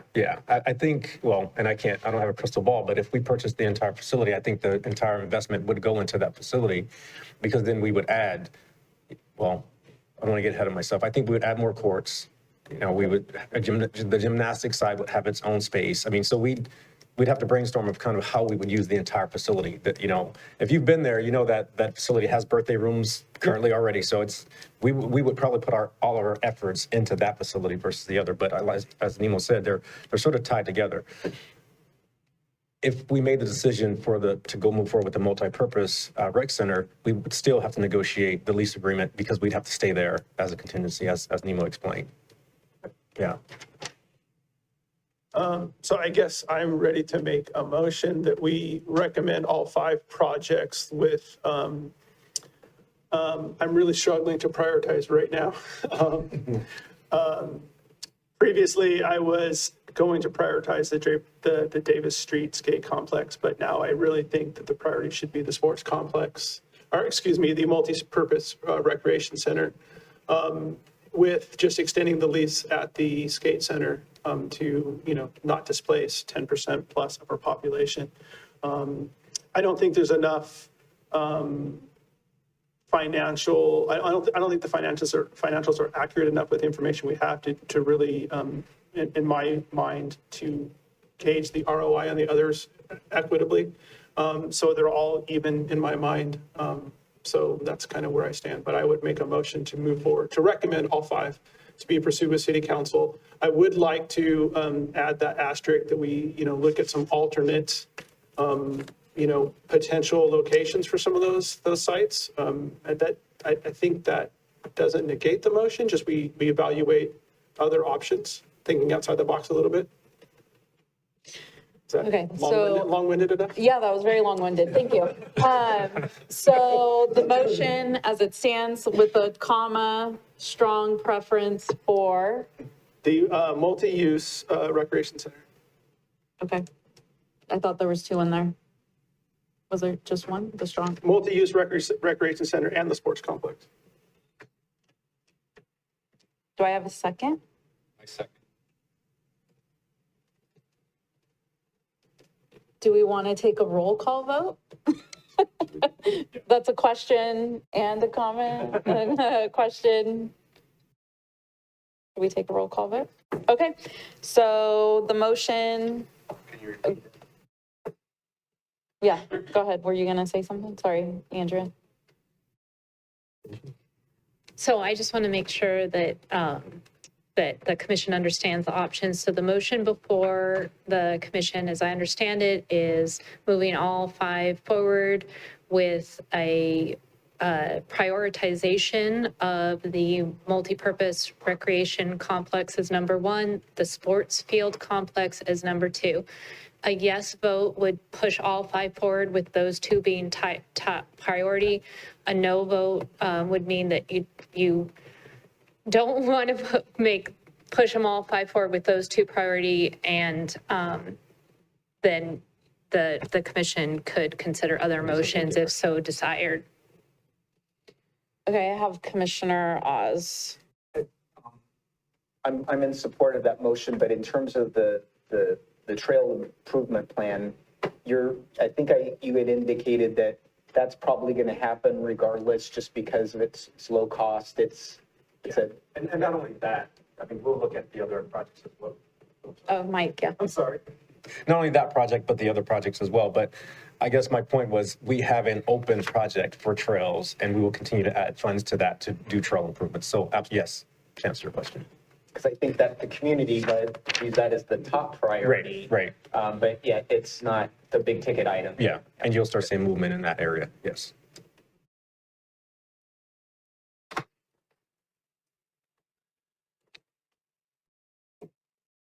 Okay, any other discussion about the motion on the floor? I have Commissioner Shea and Commissioner Gutierrez. Oh, I opened your mic, sorry.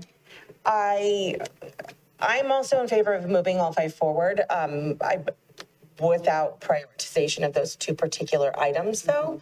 For me, there's too many caveats to the sports complex to say with certainty that would be like in my top 2. And that's just where I stand with that one. Commissioner Gutierrez? Similar, I'm wondering how we are determining which 2 are the top 2, because those are not my top 2. So I don't know if we each need to give our top 2 and vote on them, or do we each vote on our top 1 and then top 2? I'm not sure what that process would look like, but for me, it would be the multi-use and then Davis Street is my top 2. So I'm not sure how to, yeah. So Chair Vasquez, you have a motion pending that's been seconded, so you can move forward with a vote. A yes vote would mean that motion with those 2 as the top priorities would pass. A no vote means that it wouldn't. And then the commission could then engage in additional discussion if it deems it fit to do that after this. Okay, so we have a motion on the floor. Let's go ahead and, if there's no more discussion about that specific motion, let's go ahead and take a roll call vote. Commissioner Oz? Commissioner Berman? Yeah. Commissioner Gutierrez? No. Commissioner McMahon? Yes. Commissioner Shea? No. Vice Chair Thompson? Yes. Chair Vasquez? I'm going to say no.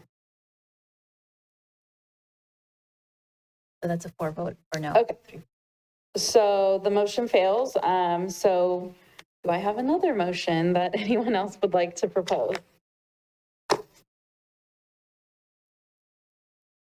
I would like to make a motion that we move all 5 projects forward with the rec center as a priority. I think that's been pretty unanimous across the board that that's a priority for everybody up here. So, the motion would be to move all 5 forward with a emphasis or priority given to the rec center.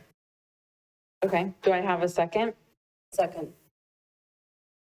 Okay, so we have a motion on the floor and a second. Is there any discussion regarding that specific motion?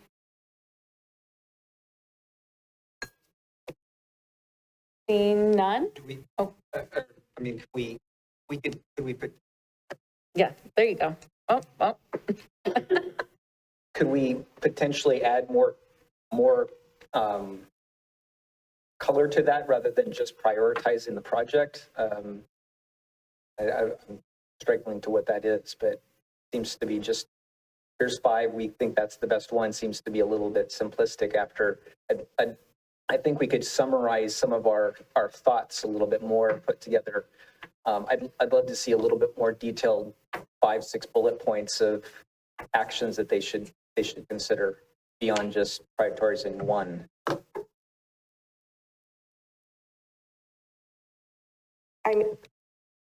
Commissioner Shea? I agree with that too. That does feel very like abrupt, just to say, do these 5 things. There is so much nuance as evidenced by all of the hours that we've spent talking about this now.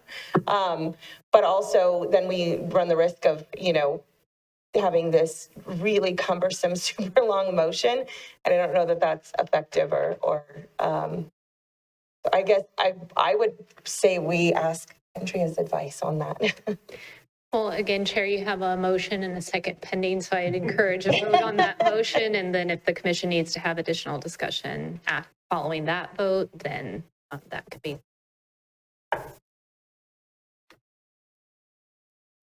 Okay, so let's go ahead and take a vote on this motion. So essentially, as it reads, with the strong preference for the recreation center, correct? Did I capture that? Correct? Okay, let's go ahead and take a roll call vote. Commissioner Oz? No. Commissioner Berruman? No. Commissioner Gutierrez? Yeah. Commissioner McMahon? Yes. Commissioner Shea? Yes. Commissioner Vice Chair Thompson? Yes. Chair Vasquez? Yes. Okay, so I think that motion passes.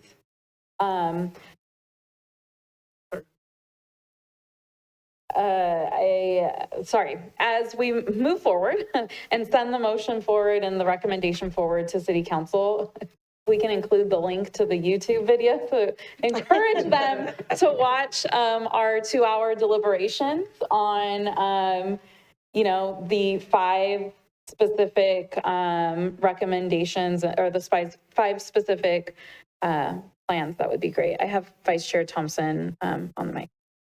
What does that do to the Davis Street Forest Complex? Because there were 3 options within that single, renegotiate the existing lease, purchase the entire complex, or purchase just the pod. So do we need to make an additional motion regarding what to do with the Davis Street Gate Center? No, not at this point. Okay. No. So staff will evaluate what is the best path, given whatever council comes back with for a multi-use recreational. Correct. And staff we will continue to work with those owners to see where we fit in the lease and long-term and short-term. And so it doesn't end here with that facility, right? And if I can add, the council could come back, they could kick this back to you guys too and say, look, we want you guys to do more analysis. So, I mean, even though we're moving it forward to the council to say, here are the 5, here's our top priority, they could go, look, go back and rank them. So, I mean, that could happen. So just to give you a heads up, I mean, we're making a recommendation to the city council, but they could not take the recommendation or take the recommendation, or they could do something different, just like you guys had the opportunity to do as well. So Understood. Just wanted to throw that out there.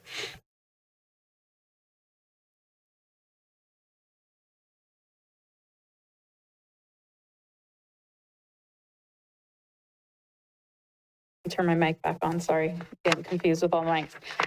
Yeah, if we could also still include and encourage the measure M3x3, so we don't lose sight of that as well, so. Okay, if I can comment on that really quickly. I'll just say this, and I'll say it on record. I'm not in favor of that, only because this process gives the whole commission an opportunity to have input on these projects, right? That's one thing. And even for the city council, if you do a 3x3, the whole council wouldn't have an opportunity to comment on all these projects. It would be a select few, right? And so this opportunity gives all the commissioners feedback, to rank, to have discussion, and everyone gets their piece. And everyone's from a different district, right? And so I appreciate that. And so that's just my personal preference, is I appreciate this process. Everyone had a say in it. Everyone got to rank them, and we can continue this process. The other thing is, per the Park and Rec Master Plan, we will revisit this every year. We're supposed to revisit these every year and annually revisit the Park and Rec Master Plan project. So that's going to happen regardless of what happens on the other end. So I just want to throw that out there. But thank you. Okay. Thank you. I appreciate that.